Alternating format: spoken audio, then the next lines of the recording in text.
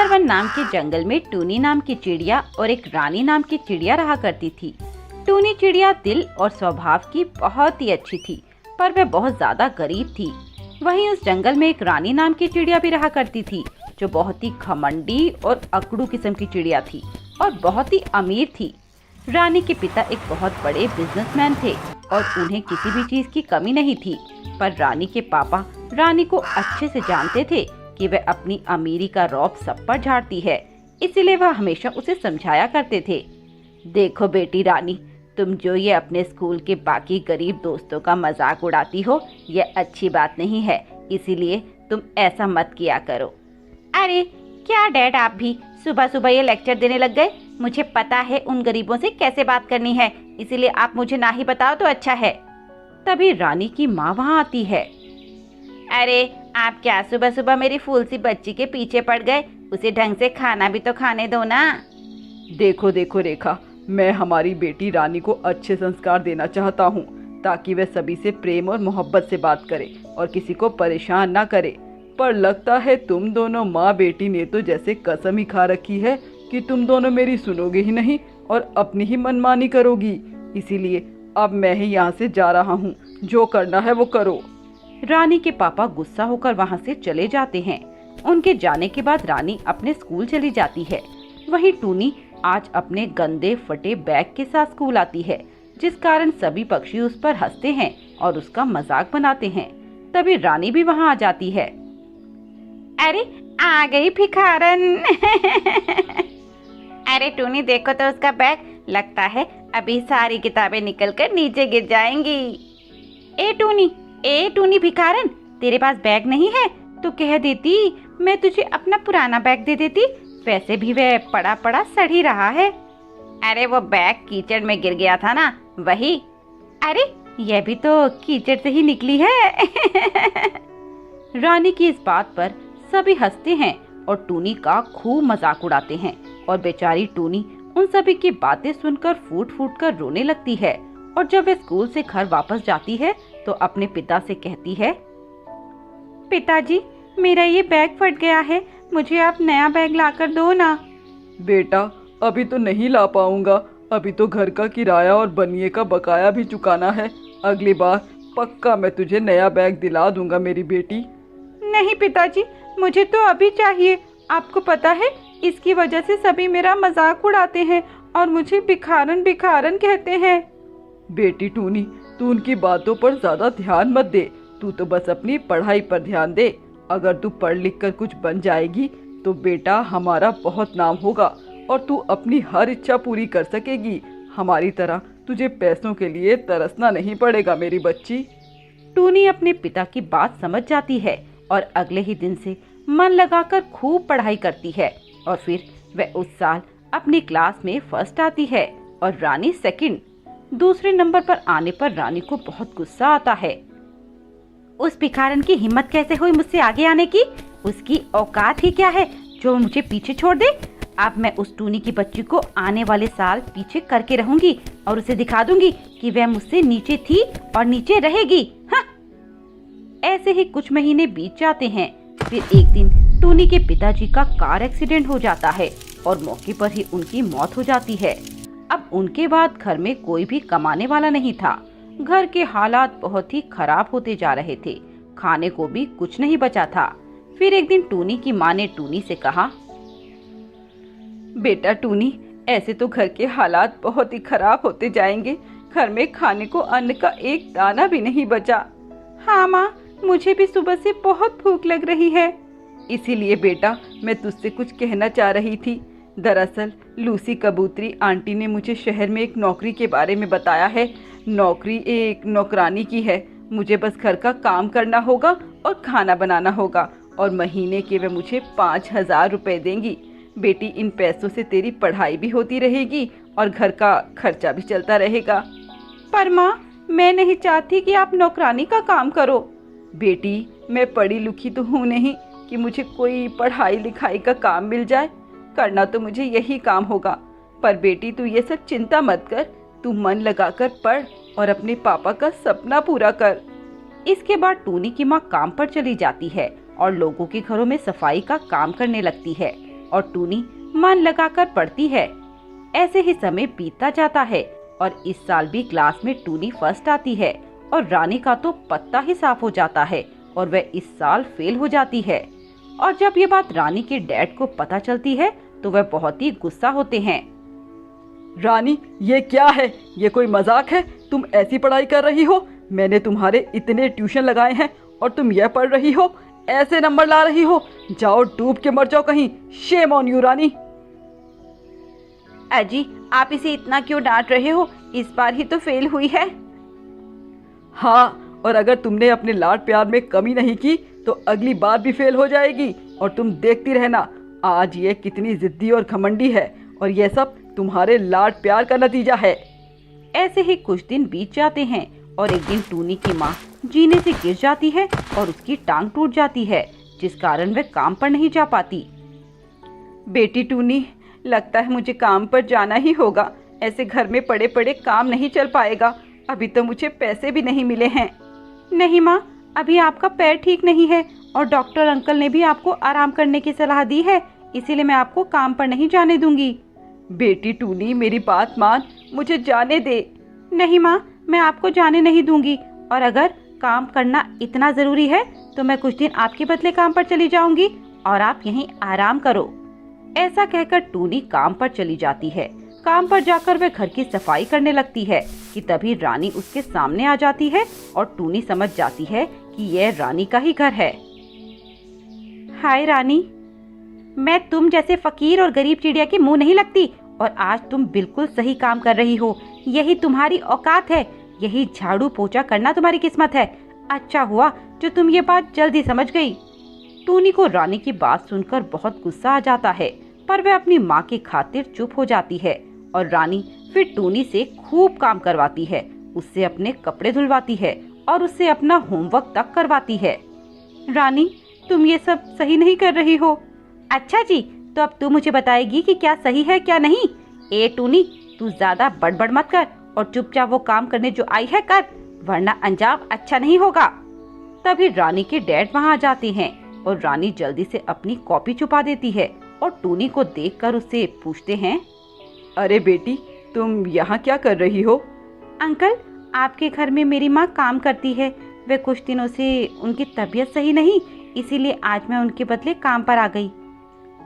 अरे बेटी, तुम तो बहुत अच्छी हो, इतनी सी उम्र में इतनी समझदार हो तुम। और हमारी बेटी देखो, इसे तो हमसे कोई मतलब ही नहीं है। टूनी और रानी के डैड आपस में खूब बातें करते हैं, जिस कारण रानी टूनी से और जल जाती है। फिर एक दिन रानी स्कूल से जब घर आ रही होती है तो कुछ गुंडे उसे अगवा कर लेते हैं और उसे एक सुनसान जगह पर ले जाते हैं। छोड़ दो मुझे, तुम जानते नहीं मेरे डैड कितने बड़े बिजनेसमैन हैं। अगर उन्हें एक बार भी तुम्हारे बारे में पता चल गया तो वे तुम्हें जिंदा नहीं छोड़ेंगे। ए चिड़िया, अपनी बकबक बंद कर। हम सब जानते हैं कौन है तेरा बाप और इसीलिए तो तुझे अगवा किया है ताकि हम तेरे बाप से फिरौती की रकम मांग सके। तुम ये सही नहीं कर रहे हो। और वे गुंडे रानी के डैड को फोन करके फिरौती की रकम मांगते हैं और रानी के डैड उन्हें पैसे देने को तैयार हो जाते हैं। लेकिन तभी टूनी उनके पास आती है। अंकल, रानी को कुछ गुंडों ने अगवा कर लिया है। मैंने आज सुबह से उन्हें रानी को ले जाते हुए देखा था। तुम्हें पता है उन्होंने रानी को कहाँ रखा है? हाँ अंकल, आप चलिए। इसके बाद टूनी रानी के डैड को उस जगह पर ले जाती है जहाँ उन गुंडों ने रानी को रखा हुआ था और फिर टूनी अपनी सूझबूझ से रानी को बचा लेती है और रानी को इस बात का एहसास हो जाता है कि वह बहुत गलत थी। टूनी, मुझे माफ कर दो। मैंने तुम्हें कितना कुछ बोला, हर बार तुम्हारी गरीबी को लेकर तुम्हें ताने देती रही। अरे कोई नहीं रानी। इसके बाद वे दोनों पीछे की बातों को भुलाकर दोस्त बन जाती हैं और खुशी खुशी रहने लगती हैं। टुनटुनी चिड़िया और उसका सोतेला बाप। एक समय की बात है, सुंदरवन के जंगल में एक टुनटुनी नाम की चिड़िया अपनी माँ रूपा चिड़िया और सोतेले बाप सोनू कौवे के साथ रहती थी। सोनू बहुत लालची और कामचोर कौवा था। उसने रूपा चिड़िया से शादी उसके पैसों के लालच में ही की थी। वह रूपा की बेटी टुनटुनी को बिल्कुल पसंद नहीं करता था। वह उससे बहुत काम करवाता। एक दिन की बात है, रूपा अपनी दोस्त कोमल कबूतरी से मिलने बाहर गई हुई थी। तभी वह सोनू कौवा टुनटुनी चिड़िया के पास आता है और उससे कहता है, एरे टुनटुनी चिड़िया, चल मेरे लिए एक गिलास पानी लेकर आ। टुनटुनी अपना होमवर्क कर रही थी, इसीलिए उसे सोनू कौवे की आवाज सुनाई नहीं देती और वह अपने काम में ही लगी रहती है। जब वो सोनू को पानी का गिलास लाकर नहीं देती तो सोनू बहुत गुस्सा हो जाता है और उससे गुस्से में कहता है, ए तुझे सुनाई नहीं देता क्या? मैं कब से तुझसे पानी लाने के लिए बोल रहा हूँ। माफ कर दीजिए पिताजी, मुझे सुनाई नहीं दिया, मैं अपना होमवर्क कर रही थी। चल चल, ये बहाने मत बना, चल मेरे लिए एक कप चाय बना कर ला, जल्दी कर। पर अभी तो आपने पानी के लिए बोला था। तो मैं चाय नहीं पी सकता क्या? अब मेरा मन पानी पीने का नहीं है, चाय पीने का है। तो तुझसे जो कहा है वह पूरा कर और जल्दी से मेरे लिए गर्मा गर्म चाय बना कर ला। पर पिताजी, मुझे चाय बनानी नहीं आती, मैं कैसे चाय बना पाऊंगी? तो चाय बनाने के लिए क्या मैं तेरे स्वर्गवासी बाप को बुलाकर लाऊं? चल अब ज्यादा मेरा दिमाग मत खा और मेरे लिए अच्छी सी चाय बना कर ला। सोनू की ये बातें सुनकर टुनटुनी रसोई में चली जाती है और जैसे तैसे सोनू के लिए चाय बनाती है और उसे लाकर देती है। ये लीजिए चाय पिताजी। सोनू वो चाय पीता है और उस चाय का टेस्ट बिल्कुल खराब था, इसीलिए वह चाय टुनटुनी के ऊपर फेंक देता है। ये चाय बनाई है तूने, ले पी ले खुद ही। इतनी बड़ी हो गई पर कुछ काम नहीं आता, एक ढंग की चाय बनानी भी नहीं आती। पता नहीं कब तक इन दोनों माँ बेटी को झेलना पड़ेगा। पिताजी, मेरा चेहरा बहुत जल रहा है, मुझे बहुत दर्द हो रहा है, मुझे डॉक्टर के पास ले चलिए। तेरी माँ मुझे कोई नोटों की गड्डी नहीं थमा गई जो मैं तेरे ऊपर खर्च करता फिरूं। ऐसा कहकर सोनू कौवा वहाँ से चला जाता है और टुनटुनी चिड़िया दर्द से करहा रही होती है और अपने पापा की तस्वीर देखकर उनसे कहती है, पापा, अगर आप जिंदा होते तो कितना अच्छा होता। आप मुझे कितना प्यार करते और बहुत जगह घुमाने के लिए भी ले जाते। पर ये पिताजी ऐसे नहीं हैं, ये मुझसे बिल्कुल भी प्यार नहीं करते और मुझे डांटते रहते हैं। आज देखिए उन्होंने मेरे साथ क्या किया। उन्होंने गरम गरम चाय मेरे ऊपर फेंक दी और मेरा चेहरा जल रहा है। ऐसे रोते रोते टुनटुनी चिड़िया वहीं पर सो जाती है। शाम को सोनू कौवा वापस आ जाता है और टुनटुनी से कहता है, ए टुनटुनी, याद रखना, अगर तुमने आज की बात किसी को बताई तो अच्छा नहीं होगा, नहीं तो आज तो कुछ भी नहीं, मैं एक दिन तुझे इससे भी ज्यादा दर्द दूंगा। नहीं पिताजी, मैं किसी को ये बात नहीं बताऊंगी, बस आप मुझे मारना मत। ठीक है, चल मेरे पैर दबा, मेरे पैरों में बहुत दर्द हो रहा है। ठीक है पिताजी, मैं अभी दबाती हूँ। और जरा अच्छे से दबाना। ऐसा कहकर टुनटुनी उस सोनू के पैर दबाने लगती है। तभी सोनू उससे कहता है, तेरे हाथों में जान नहीं क्या, जरा ढंग से दबा। खाने को तो पूरा दिन खाती ही रहती है पर शरीर में जान बिल्कुल भी नहीं है। ठीक है पिताजी, मैं और अच्छे से पैर दबाती हूँ। ऐसा कहकर टुनटुनी सोनू के पैर अच्छे से दबाती है। तभी रूपा चिड़िया वापस आ जाती है और टुनटुनी को सोनू के पैर दबाते देखकर टुनटुनी से सवाल करती है, बेटा टुनटुनी, तू ये क्या कर रही है? और सोनू जी, आप क्यों टुनटुनी से पैर दबवा रहे हो? आपको शर्म नहीं आती इतनी छोटी बच्ची से ऐसा काम करवाते हुए? नहीं माँ, इसमें पिताजी का कोई दोष नहीं है। वो तो मैंने ही पिताजी से पैर दबाने के लिए कहा था, क्योंकि पिताजी दिन भर कितनी मेहनत करते हैं, इसीलिए वे थक जाते होंगे। तो क्यों ना मैं उनके पैर दबाकर उनकी कुछ सेवा कर दूं? हाँ रूपा, हाँ, मैं तो टुनटुनी बिटिया को कब से मना कर रहा था पर ये मेरी बात सुन ही नहीं रही थी। फिर मैंने सोचा क्या बच्ची का मन दुखाया जाए, इसीलिए मैंने भी इसकी मांग मान ली। अरे मुझे माफ कीजिएगा, मैंने कुछ गलत ही सोच लिया था। अरे रूपा, कोई बात नहीं, बाकी मैं टुनटुनी बिटिया को अपनी जान से ज्यादा चाहता हूँ, एक ही तो बेटी है मेरी। ऐसा कहकर वे सभी खाना खाकर सो जाते हैं। पर आज रात को सोनू को नींद नहीं आ रही थी। वह मन ही मन किसी नए जाल को बुनने में लगा था। आज तो बाल बाल बच गए, वरना अगर रूपा को यह बात पता चल जाती कि मैं टुनटुनी से जबरन काम करवाता हूँ तो वो मुझे घर से निकाल फेंकती और मैं फिर से दर बदर की ठोकरें खाता फिरता। समझदारी इसी बात में है कि अपने प्लान को जल्द से जल्द पूरा किया जाए और इन दोनों माँ बेटी को मार के यहाँ से 9-2-11 हुआ जाए। अगली सुबह सोनू कौवा जल्दी उठकर सबके लिए नाश्ता बनाता है और उस नाश्ते में जहर मिला देता है और सबको खाने के लिए बुलाता है। आ जाओ रूपा और मेरी प्यारी बेटी टुनटुनी, जल्दी आ जाओ। देखो पापा ने आप दोनों के लिए अच्छा अच्छा खाना बनाया हुआ है, जल्दी से आ जाओ। अरे वाह, खुशबू तो बहुत अच्छी आ रही है, पर आपने क्यों सुबह सुबह इतनी मेहनत की? मैं उठकर खाना बना देती ना। अरे तुम तो रोज खाना बनाती हो, आज मैंने बना लिया तो क्या हो गया। चलो यह सब छोड़ो और तुम दोनों नाश्ता करो। ऐसा कहकर वे दोनों खाना खाने लगती हैं। कुछ ही निवाले खाने के बाद वे दोनों बेहोश हो जाती हैं और सोनू जोर जोर से हंसने लगता है। ये हुई ना बात, ये दोनों माँ बेटी तो भगवान को प्यारी हो गई हैं, तो देर किस बात की, सारा पैसा और जेवर लेकर यहाँ से भाग जाता हूँ। वे लोकर से पैसे और ज़वारात निकालकर भागने लगता है। तभी रूपा और टुनटुनी जाग जाते हैं और उसे पकड़ लेते हैं। ऐसे नहीं जाने देंगे आपको पिताजी, पहले प्रसाद तो लेते जाइए। तुम दोनों जिंदा कैसे बच गई? तुम्हें तो मैंने अभी अपने हाथों से जहर खिलाया था।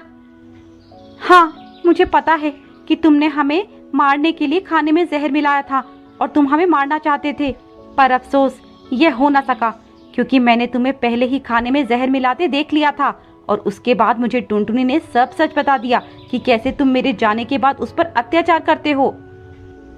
तुम्हें शर्म आनी चाहिए सोनू कौवे, मैंने तुम्हें अपना पति माना और अपनी बेटी का बाप, पर तुम विश्वास के लायक ही नहीं हो।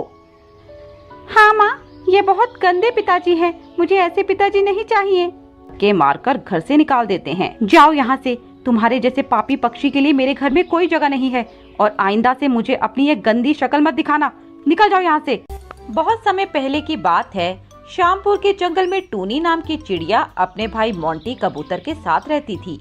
वे दोनों जुड़वा थे, पर दोनों एक दूसरे से बहुत अलग थे। टूनी चिड़िया बहुत चतुर और चालाक, वहीं उसका भाई बहुत ही नादान और सीधा था। कोई भी पक्षी उसका आसानी से बेवकूफ बना जाता था। फिर एक दिन की बात है, मोंटी के दो दोस्त उससे मिलने आते हैं। अरे मोंटी, कैसा है तू? अरे यार, बहुत दिनों से तुम्हारे दर्शन हुए, कहाँ हो आजकल? अरे भाई, आजकल तो हम नोट छाप रहे हैं, सच कहे तो लाइफ बहुत अच्छे से जा रही है। अरे मुझे भी बता दो, ऐसा क्या काम कर रहे हो तुम लोग? मोंटी, ये काम ऐसा है जिससे तू तो क्या, जंगल का हर पक्षी अमीर बन सकता है, दौलत ही दौलत होगी। उन सभी की बातें सुनकर मोंटी के मन में लालच आ जाता है और वह मन ही मन सोचने लगता है, अरे मेरे पास भी खूब पैसे आ जाए तो मैं भी ये जंगल छोड़कर यहाँ से चला जाऊंगा, अपना खुद का एक बंगला बना लूंगा, एक महंगी गाड़ी, फिर यह पूरा जंगल मेरे सामने झुकेगा और मुझे सलाम करेगा। तभी रॉकी उसे उसके सपने से बाहर लाता है और कहता है, देख, इसके लिए तुझे पहले 50,000 रुपए हमें देने होंगे और एक हफ्ते बाद हम तुझे तेरे पैसे डबल करके दे देंगे। हम ये पैसा लक्ष्मी चिट फंड कंपनी में लगाएंगे और हमें डबल पैसे करके वो कंपनी दे देगी। पर यार, मेरे पास तो पैसे हैं ही नहीं, तुम तो जानते हो मेरी दीदी ही अकेले काम करती है और उन्हें जो पैसे मिलते हैं उनसे तो हमारा घर चलता है, तो इतनी बड़ी रकम मैं तुम्हें कैसे दे पाऊंगा। देख मोंटी, यह मौका बार बार नहीं आता, ऐसा मौका तुझे शायद फिर न मिले, तो तू एक बार सोच ले, फिर हमें बता दे। और वैसे भी अमीर बनने के लिए थोड़ा रिस्क तो लेना ही पड़ता है। देख देख, तेरे पास तेरे पिताजी का घर है, तो तू उसे क्यों नहीं गिरवी रख देता, और हाँ, जब तुझे पैसे मिल जाएंगे तो तू छुड़ा लेना। मोंटी उनकी बातों में पूरी तरह फंस जाता है और जैसे जैसे वे कहते हैं वे वैसे वैसे करता है। शाम को जब टूनी घर पर आती है तो मोंटी उसे कुछ नहीं बताता, क्योंकि उसके दोस्तों ने उसे यह सब किसी को बताने से मना किया था। अरे मोंटी, ये देख, मैं तेरे लिए तेरा फेवरेट फ्रूट लेकर आई हूँ। ये देख, तेरी मनपसंद लीची, आजा खा ले। मोंटी उसका कोई जवाब नहीं देता और अपने में ही गुम रहता है। टूनी उसे हिलाती है और उससे कहती है, क्या हुआ मोंटी, तूने कुछ जवाब नहीं दिया? मैं तेरी फेवरेट फल लाई हूँ और तू कुछ बोल ही नहीं रहा। हाँ हाँ दीदी, सुन तो रहा हूँ, लाओ मैं लीची खाता हूँ। मोंटी लीची को बिना छिले ही खाने लगता है। तभी टोनी मोंटी के बर्ताव में कुछ अलग सा देखती है और अगली सुबह मोंटी जल्दी उठकर प्रॉपर्टी के पेपर सुनार के पास गिरवी रख उससे 50,000 रुपए ले आता है और बॉक्स को घर में छुपा देता है। अरे मोंटी को क्या हो गया? यह कल से कुछ अलग अलग बर्ताव कर रहा है। पता तो करना पड़ेगा, आखिर माजरा है क्या। टूनी इसके बाद मोंटी का पीछा करती है और देखती है वह कहाँ जा रहा है। वह उसके पीछे छुपते छुपते जाती है। मोंटी एक दो बार पीछे मुड़कर देखता है, पर टूनी पेड़ के पीछे छुप जाती है। तभी मोंटी एक सुनसान जंगल में जाता है, जहाँ उसके कुछ दोस्त पेड़ पर बैठे हुए थे। आओ आओ मोंटी, ले आओ पैसे। नहीं नहीं, मैं अभी पैसे लेकर नहीं आया हूँ, वो दीदी घर पर थी ना। तो फिर मैं कल वो पैसे ले आऊंगा, तुम चिंता मत करो। इसके बाद मोंटी वहाँ से चला जाता है। मोंटी के जाने के बाद टूनी वहीं रुक जाती है। तभी वह सभी की बातें सुनती है। अरे ये मोंटी तो जितना हम सोचते थे उससे भी ज्यादा बुद्धू निकला। हाँ रॉकी, सही मुर्गा चुना तूने इस बार। फेल होने के तो कोई चांस ही नहीं है। अब हम कल उस मोंटी से पैसा लेकर यहाँ से हमेशा हमेशा के लिए चले जाएंगे और फिर एक मुर्गे की तलाश फिर से करेंगे। मुझे नहीं पता था कि मोंटी इतना बड़ा बुद्धू होगा और हमारे एक बार कहने से ही पैसे दे देगा। पागल कहीं का। अब देखना वो अपना सर पकड़ कर रोएगा जब उसे ना तो पैसे मिलेंगे और ना रहेगा सर पर छत। वे सभी बहुत तेज तेज हंसने लगते हैं, पर टूनी भी रास्ते में उड़ते हुए ये समझ जाती है कि मोंटी इनके गलत इरादों में फंस गया है। वह उसे बचा कर रहेगी। मुझे कुछ न कुछ तो करना होगा, वरना कल वो दुष्ट लोग मेरे भाई को पागल बनाकर उससे पैसे लूटकर ले जाएंगे। पर मैं करूं भी तो क्या। अगली सुबह टूनी अपने भाई को कमरे में बंद करके उसके जैसे बनकर पैसों का बैग उन चोरों के पास ले जाती है और वे चोर उसे मोंटी समझकर बात करते हैं।